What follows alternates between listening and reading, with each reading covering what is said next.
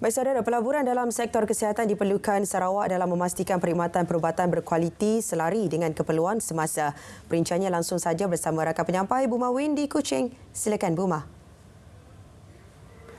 Baik dia, terima kasih.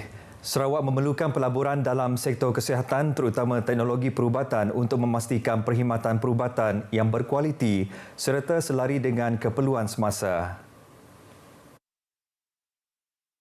Timbalan Premier Dato' Amar Dr. Sim Kui Hian berkata, kerajaan negeri komited menyediakan fasiliti kesihatan di negeri ini, namun beliau menggalakkan hospital swasta di negeri ini turut bekerjasama dengan melabur mendapatkan teknologi kesihatan yang canggih dan terkini. Ini berikutan teknologi robotik dalam sektor kesihatan dilihat amat penting pada abad ini memberi penyelesaian dan membantu sektor itu berdepan pelbagai penyakit lebih kompleks pada masa depan. Beliau berucap pada majlis meraihkan pencapaian baharu dalam Orthopedic Hospital Pakar Kuching KPJ menerusi penggunaan teknologi robotik ROSA. Presiden dan Pengarah Urusan KPJ Healthcare Chin Kwet Chuan berkata sehingga kini lebih 206 pembedahan penggantian sendi lutut dalam tempoh 7 bulan menggunakan teknologi tersebut. Pencapaian ini bukan sahaja membuktikan komitmen hospital itu dalam mengadaptasikan penggunaan teknologi inovatif yang mampu meningkatkan kadar kesembuhan pesakit dan kecekapan operasi, bahkan juga menempa sejarah penting dalam sektor penjagaan kesihatan di Kepulauan Borneo. Kerajaan akan memansuhkan Akta Lembaga Pelabuhan Bintulu 1981 pada tahun ini susulan pengambil alihan Pelabuhan Bintulu. Timbalan Menteri Pengangkutan Dato' Hasbi Habibullah berkata, pemansuhan itu akan dibentangkan di Parlimen selewat-lewatnya pada persidangan penggal kedua Julai nanti.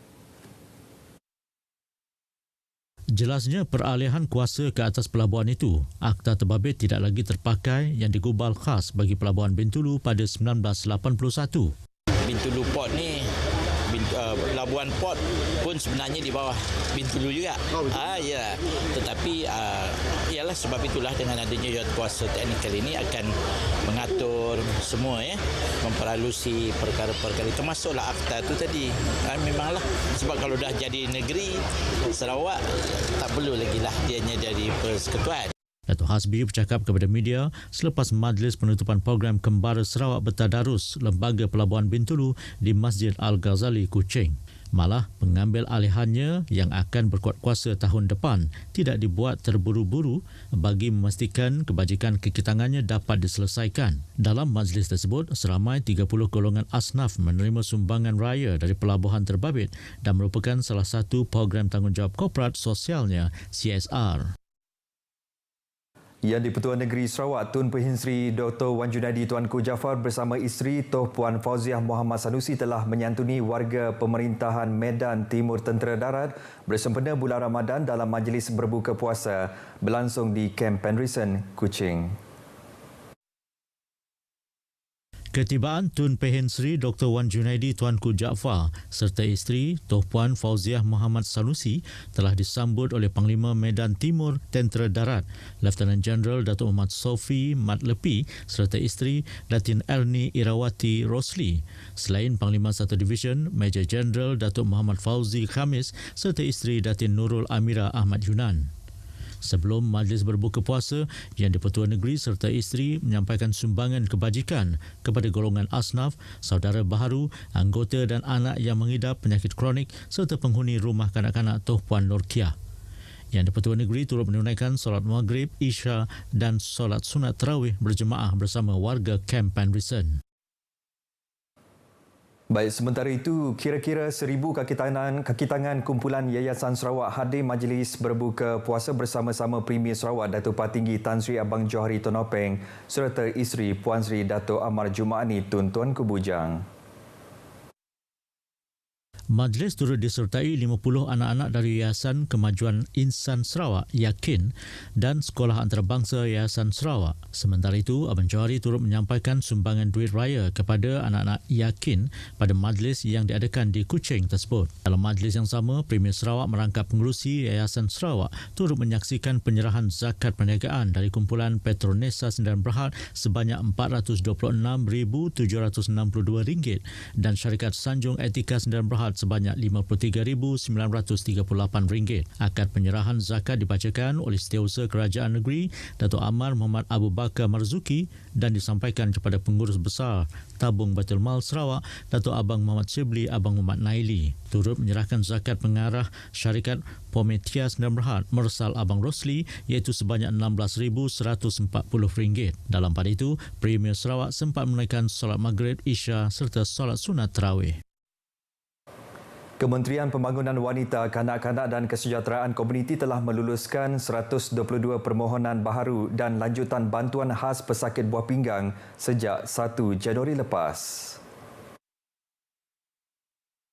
Menterinya Datuk Seri Fatimah Abdullah memberitahu yang melibatkan perbelanjaan RM2.5 juta. Beliau mendedahkan bagi tempoh 1 Januari 2020 hingga 31 Januari lepas, jumlah keseluruhan permohonan yang diluluskan ialah sebanyak 528 dengan 198 daripadanya merupakan permohonan baru. Ia membabitkan peruntukan kewangan berjumlah RM9.31 juta. Datuk Seri Fatimah menyatakan demikian dalam ucapannya pada majlis penyerahan mesin hemodialisis kepada Hospital Lundu di Lundu. Teks ucapan beliau dibacakan oleh timbalannya, Datuk Rozi Yunus. Pada majlis tersebut, Hospital Lundu menerima 2 unit mesin hemodialisis yang bernilai RM82,300. Mesin tersebut merupakan antara 24 unit yang dibeli oleh Jabatan Kebajikan Masyarakat secara tender pada tahun lepas. Dalam pada itu, Datuk Seri Fatimah dalam teks ucapan Majlis Sejambak Kasih Aidilfitri di Lunduk berkata, Jabatan Kebajikan Masyarakat Sarawak JKMS mengalu-alukan pihak yang prihatin dan berminat menjadi sukarelawan jabatan itu. Menurut beliau, pelbagai bentuk bantuan diperlukan daripada sukarelawan dan pihak lain seperti orang perseorangan atau badan bukan kerajaan NGO. Selain menyumbang tenaga kerja dan wang ringgit, sukarelawan boleh membantu memberi perkhidmatan sokongan sosial, bimbingan dan kaunseling selain mengadakan aktiviti gotong royong, kerja-kerja pembaikan di institusi JKM. Justru, Datuk Seri Fatimah menyeru dan menggalakkan penglibatan orang perseorangan, NGO atau agensi lain terlibat sama dalam kerja kemasyarakatan dan bekerjasama dengan JKMS dalam menyampaikan bantuan kepada golongan berkeperluan. Dalam usaha menyediakan sumber bekalan elektrik berterusan, Sarawak Energy telah menyiapkan 2 pencawang utama atau substesen baharu di Miri, iaitu substesen Senadin 33 kV siap Februari 2022 dan substesen Bakam 33 kV siap hujung 2023. Ketua Pegawai Eksekutif Kumpulan Sarawak Energy, Datuk Sarbini Suhaili berkata pihaknya juga telah berjaya mendapat kelulusan RM46 juta untuk membina sebuah lagi substesen baharu iaitu G4 33 kV dijangka siap pertengahan 2025. Ujarnya, peruntukan ini juga digunakan untuk menampung kos pemasangan kabel bawah tanah yang baharu bagi menghubungkan sistem pengagihan 11 kV yang lama ke substesen baharu di sekitar Miri dan juga untuk projek penambahbaikan sistem di sekitar Miri, Marudi, Bekenu sehingga Niah. Beliau berkata demikian pada majlis berbuka puasa bersama Sarawak Energy di Masjid Darul Ehsan, Miri. Pada majlis tersebut, Timbalan Menteri Utiliti dan Telekomunikasi, Datuk Dr. Abdul Rahman Junaidi menyerahkan sumbangan kepada badan organisasi iaitu 3 masjid, 5 surau, Persatuan Kebajikan Anak Yatim Islam Miri dan Ma'ahad Tahfiz An-Naim Lutong. Lebih 100 petugas radio televisyen Malaysia RTM Sarawak menyempurnakan berbuka puasa bersama dalam satu majlis yang diadakan di Kuching. Acara yang bertemakan Sungkir Kita ini merupakan majlis anjuran Kelab Rekreasi RTM dihadiri pengarah penyiaran negeri Sarawak Wan Azhan Wan Hamad serta anggota petugas dari pelbagai bahagian dan unit. Turut diadakan penyerahan sumbangan khairat kematian ikhlas dari Kelab Rekreasi RTM kepada 4 penerima. Terdahulunya hadirin dihiburkan oleh kumpulan Maulud sebelum majlis berbuka puasa. Majlis kemudian diteruskan dengan solat Maghrib dan Isya berjemaah serta solat sunat tarawih berjemaah. Pegawai dan anggota polis diingatkan mematuhi prosedur operasi standard SOP pengendalian bot apabila bertugas di kawasan sungai dan laut bagi mengelak sebarang kejadian tidak diingini berlaku. Pesuruhjaya Polis Sarawak Datuk Manca Atta berkata, Ketua Balai hendaklah memastikan kekitangan di bawah jagaan mengutamakan aspek keselamatan ketika melaksanakan tugas. Suka mengingatkan kepada pegawai dan penyelia supaya memberi perhatian serius terhadap pematuhan SOP dalam pengendalian dan penggunaan bot dalam menjalankan tugasan. Pematuhan bot SOP perlu diambil perhatian serius bagi mengelakkan insiden yang tidak ingin berlaku. Beliau berucap pada majlis penyerahan bot kepada Polis Diraja Malaysia di Ibu Pejabat Polis Daerah Miri. Bot tersebut disumbangkan Timbalan Menteri Wanita, Kanak-kanak dan Kesejahteraan Komuniti Datuk Resi Yunus bagi kegunaan pasukan polis semasa operasi banjir serta keperluan lain. Penyerahan bot berkenaan disempurnakan oleh wakil kepada Datuk Resi iaitu Setiausaha Sulitnya William Changan Moon.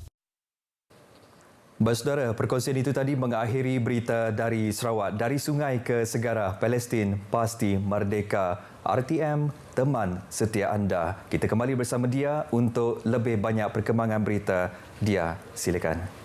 Baik, terima kasih Buma langsung dari Sarawak.